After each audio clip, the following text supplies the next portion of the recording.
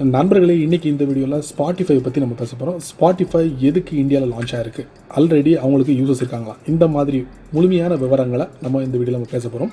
So அதுக்கு இந்த வீடியோவை ரொம்ப பொறுமையாக வாட்ச் பண்ணால் மட்டுமே அதில் உள்ள விஷயங்களை நீங்கள் தெரிஞ்சிக்க முடியும். ஸோ என் பேர் சையத், நீங்கள் பார்க்குற சேனல் தமிழ் டெக் ஜிஞ்சர்.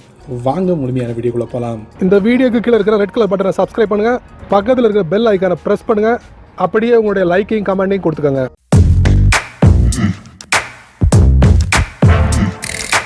130 கோடி மக்கள் தொகை கொண்ட இந்தியாவில் ஸ்பாட்டிஃபை சமீபத்தில் லேண்ட் ஆகிருக்கு.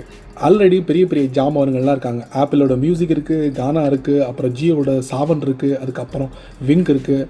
இந்த மாதிரி சொல்லிக்கிட்டே போகலாம். அவங்க ஆல்ரெடி அங்கே கோல் வச்சுருக்காங்க. ஸோ அவங்களுக்கு இடையில ஸ்பாட்டிஃபை லேண்ட் ஆகிருக்கு. சும்மா இல்லைங்க, கிட்டத்தட்ட 200 மில்லியன் மந்த்லி ஆக்டிவ் யூஸரும் 100 மில்லியன் சப்ஸ்கிரைபரும் அவங்களுக்கு இருக்காங்க. ஸோ அந்த வெயிட்டோட தான் இந்தியாவில் லான்ச் பண்ணியிருக்காங்க.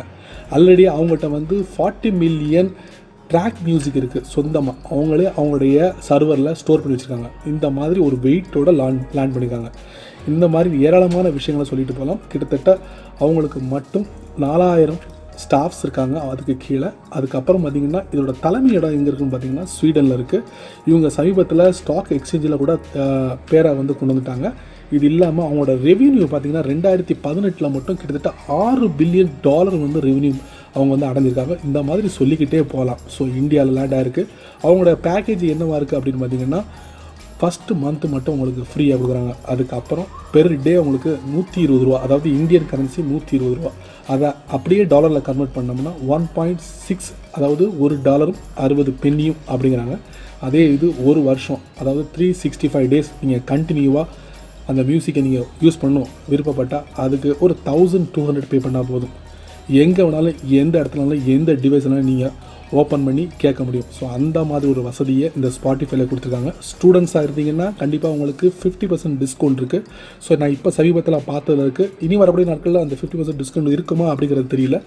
ஸோ எல்லாமே டீட்டெயில்ஸாக அதில் உள்ள விஷயங்கள் எல்லாத்தையும் நான் உங்களுக்கு ஷேர் பண்ணியிருக்கேன். ஸோ இந்த வீடியோட பதிவு உங்களுக்கு கண்டிப்பாக பிடிச்சிருக்கும் நான் நம்புகிறேன். ஸோ இதை பற்றி உங்களுடைய கருத்துக்களை கீழே கமெண்ட் பாக்ஸில் பதிவு பண்ணுங்கள்.